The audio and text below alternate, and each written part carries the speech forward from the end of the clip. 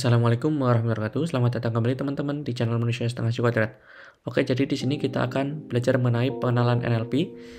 Ya, kayak macam-macam problem yang ada di NLP yang perlu kita solve. Yang pertama ada sintak, ya kemudian ada semantik dan juga pragmatik. Nah, tapi ada lagi yang lain-lainnya. Nah, contohnya sintak ini terkait urutan kata-kata kayak gitu. The dog beat the boy sama the boy beat the dog, meskipun hanya ada dua kata yang di-swap ya, yang ditukar posisinya, itu bisa menjadi artinya sangat berbeda ya. Si anjing gigit si anak, atau si anak yang gigit si anjing, kan jelas beda. Makanya syntax problem ini harus di-solve. Kemudian semantik itu lebih ke arti dari kata, frasa, dan kalimat. Contohnya plant. Nah, plant ini itu sendiri bisa berarti tanaman ya, atau bisa jadi manufacturing facility kayak gitu. Jadi solar plant gitu kan ya. Itu kan berarti kan kayak fasilitas pembangkit solar ya gitu kan, kalau nggak salah ya. Nah, kemudian pragmatis itu lebih ke arti secara keseluruhan. Contohnya the ham sandwich wants another beer. Jadi the ham sandwich ini sebenarnya adalah si orang ya, bukan beneran literally sandwich ini mau bir gitu ya, tapi mungkin orang yang memakan sandwich itu, atau orang yang maniak terhadap sandwich gitu-gitu lah. Jadi dia ingin bir tambahan gitu kan. Atau John thinks vanilla. Jadi bisa jadi nih si John ini berpikir tentang es krim vanilla, yogurt vanilla, tapi disingkat jadi John thinks vanilla gitu aja. Nah, jadi itu pragmatik, jauh lebih kompleks ya dibanding sintak dan semantik. Kalau kasusnya kayak gini, kayak si anafora dan elipsis. Nah, kemudian ambiguitas. Sebenarnya ambiguitas itu bisa terjadi ketika kita tidak memiliki koma, atau sudah memiliki koma pun bisa terjadi ambiguitas. Nah, ini contohnya yang jelas ya. I saw the man on the hill with telescope. Jadi saya melihat orang di bukit dengan teleskop. Ini bisa macam-macam. Contoh yang gambar paling atas itu, saya melihat orang ya berada di bukit dengan teleskop. Artinya saya melihat orang tersebut itu ya ini, saya pakai teleskop nih untuk melihat orangnya yang ada di atas bukit. Itu gambar yang paling atas ya. Tapi bisa juga saya melihat orang di bukit dengan teleskop, berarti saya melihat orang. Nah, orangnya yang di bukit itulah yang pakai teleskop gitu kan. Nah, kemudian bisa jadi yang ketiga nih, saya melihat orang dan orangnya ada di bukit, dan di bukit itu ada teleskop. Teleskop itu artinya kayak menara teleskop gitu loh. Bukan teleskop yang ya kayak ada apa namanya? Satu batang teleskop, bukan kayak gitu, tapi ini sebuah bangunan. Karena itu arti dalam bahasa Inggris juga gitu. Kemudian yang keempat nih, saya melihat orang di bukit dengan teleskop. Berarti sayanya yang di bukit melihat orang pakai teleskop. Nah, bisa jadi nanti teleskopnya yang ada di bawah sama orangnya sayanya di bukit. Jadi macam-macam. Karena I saw the man on the hill with telescope ini, kita nggak tahu pemenggalannya di mana ini, kayak gitu. Jadi bisa jadi orangnya yang ada di bukit tanpa teleskop, sayanya yang pakai teleskop, atau orangnya yang di bukit dengan teleskop, saya tidak pakai teleskop. Nah, ini macam-macam. Teman-teman kalau mendalami satu kalimat ini aja bisa berbagai makna ya. Nah, ini ambiguitas itu terjadi nggak cuma tadi karena pemenggalan, tapi macam-macam. Contohnya speech recognition. Kadang kan nggak akurat, kayak euthanasia. Itu bisa jadi euthanasia. Kan euthanasia, penyebutannya sama nih, yang kiri. Yang youth, pemuda di Asia, youth in Asia, dan euthanasia. Kalau kita cepat nih, euthanasia. Jadi kiri dan kanan ini relatif sama, apalagi kalau pronunciation-nya kurang jelas kayak saya barusan, atau terlalu cepat, atau mungkin memang speech recognition model kita ya, mesin learning kita itu nggak akurat. Itu terjadi kesalahan, ambigu. Kemudian pragmatik lagi nih, sebenarnya sintak dan juga semantik banyak ambiguitasnya ya. Nah, karena nggak kita bahas satu-satu, mungkin langsung ke pragmatik. Kalau pragmatik contohnya gini, apakah anjing Anda menggigit? Tidak, petugas hotelnya bilang gitu. Terus kan karena si petugas hotel bilang apakah anjing Anda menggigit, itu dibilang tidak, maka si Andi nih, atau pengunjung hotelnya misalkan, dia membungkuk dong ke anjingnya. Oh, anjing yang baik. Tapi tiba-tiba dia digigit si anjing tersebut. Terus si Andi bilang, aku pikir tadi kamu bilang anjingmu itu tidak menggigit. Terus petugas hotel bilang, ya memang, tapi kan itu bukan anjingku. Jadi ya nggak salah ya, dua-duanya nggak salah sih. Bener sih petugas hotel bilang anjingnya tidak menggigit, tapi yang bersama dia saat ini itu bukan anjingnya si penjaga hotel ya. Jadi kayak gitulah, ambiguitas itu di mana-mana. Nah, jadi itu masalah-masalah di atas harus diselesaikan pakai apa namanya ya, nalar kita manusia. Nah, ini akan kompleks ketika dilakukan oleh si machine learning, deep learning kayak gitu. Contohnya, saya akan memberikan beberapa contoh tasks machine learning atau deep learning yang bisa kalian kulik nanti ya. Contohnya word segmentation. Nah, ini terkait syntactic task. Tadi kan kita punya 3 ya, synthetic, semantic, sama pragmatic. Nah, kalau syntactic ini contohnya adalah word segmentation. Contohnya lagi untuk lebih jelas ada URL. Dia kan jumptheshark.com. Nah, ini gampang dipenggal. Jump spasi the spasi shark spasi.com. Jelas domain dan juga nama si kalimat ya. Jump itu kan satu kata jelas dalam bahasa Inggris, ada vocabulary-nya. The juga ada, shark juga ada, jadi gampang. Yang susah ini kalau yang bawah ini, myspace.com/pluckerswingbar. Jadi bisa jadi kayak myspace spasi.com spasi. Nah, ini yang masalah. Pluckers-nya ini ada S-nya plural atau tidak. Kalau dia plural berarti pluckers wing bar. Kalau nggak plural itu plucker swing bar. Yang tadinya sayap menjadi ayunan ya. Wing dan swing jelas beda artinya. Plucker dan pluckers artinya juga beda. Makanya ketika domain yang tidak tersparasi dengan baik, misalkan nggak dipakai underscore, nah ini sparasinya lebih susah ya. Kayak gitu sih. Nah, kemudian morphological analysis. Ini juga termasuk syntactic task. Jadi morfologi itu adalah field of linguistic yang belajar mengenai internal structure. Kalau di bahasa Inggris, ini kalian lihat aja contohnya di bawah, kayak carried. Jadi itu kan past tense ya, ada ed-nya. Itu past tense yang apa namanya? Bukan regular ya. Kayak ada polanya ya, pakai ed gitu. Jadi carry dan ed. Independently ini lebih banyak lagi, ada in, lalu bahasa Inggris lagi depend. Nah, ini bergantung ya. Kemudian ada tambahan imbuhan ent, n, ada imbuhan lagi ly, independently. Jadi ada 4 jenis kata dalam suatu kata independently. Jadi ini morfologi namanya, atau disebut sebagai morphem karena morphem itu smallest linguistic unit. Jadi kayak ya meskipun kata kelihatannya sudah paling kecil ya, tapi sebenarnya dia bisa dipecah lagi jadi morphem. Kemudian kita membahas mengenai post tagging. Ini juga syntactic analysis. Contohnya kalau kalian punya kalimat I ate the spaghetti with meatballs. Nah, ini dia punya jenis, contohnya I, itu jelas subjek ya, atau di sini disebut preposition. Kemudian ate itu kan berarti lampau sebenarnya dari it ya, dia itu adalah verb. Kemudian the, misalkan dia that itu apa ya? Determinant, intinya dia adalah kata yang sebagai awalan gitu-gitu ya, kayak an, kayak gitu. The, kemudian spaghetti itu noun jelas. Kemudian with ini juga penghubung. Meatballs dia noun, dan dia nounnya jamak. Oke, kemudian itu post tagging. Jadi kalau di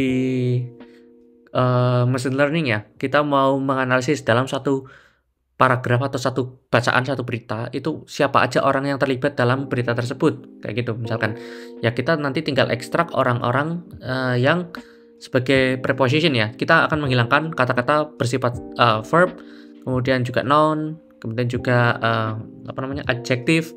Ya macam-macam, kita cuma butuh yang prepositionnya si subjek atau orang aja. Nama orang bisa, atau kata ganti orang kayak I, you, we gitu-gitu. Jadi itu tanda tanyanya. Itu post tagging ya, artinya melabeli setiap kata. Kemudian phrase chunking. Nah, ini lebih ke lebih panjang ya, bukan hanya perkata nanti kita kasih label, tapi contohnya kayak the spaghetti itu kita nggak pisah jadi the itu misalkan preposition atau pendahulu atau kata tambahan imbuhan dari suatu noun, enggak, tapi the spaghetti itu menjadi satu kesatuan, noun phrase gitu kan. Kemudian apalagi kayak misalkan I, dia jadi noun phrase juga tapi single. Intinya mungkin phrase chunking dan juga speech part of speech itu mirip, cuma kalau POS kita sebutnya ya, POS tagging atau part of speech tagging itu lebih ke melabeli setiap kata termasuk kategori apa, sedangkan chunking ini lebih ke memotong-motong ya. Sebenarnya noun itu sepanjang apa? Contohnya kayak apa ya? The blue shirt gitu kan. The blue shirt itu kan sebenarnya kan satu kata ya, maksudnya baju yang biru, tapi dia bisa dipisah lagi. Blue itu sendiri sudah kata, shirt itu sendiri kata, shirt itu juga kata. Jadi kalau di post tagging mungkin color dan shirt akan dipisah, tapi di chunking ini enggak, karena dia satu kesatuan, baju yang biru.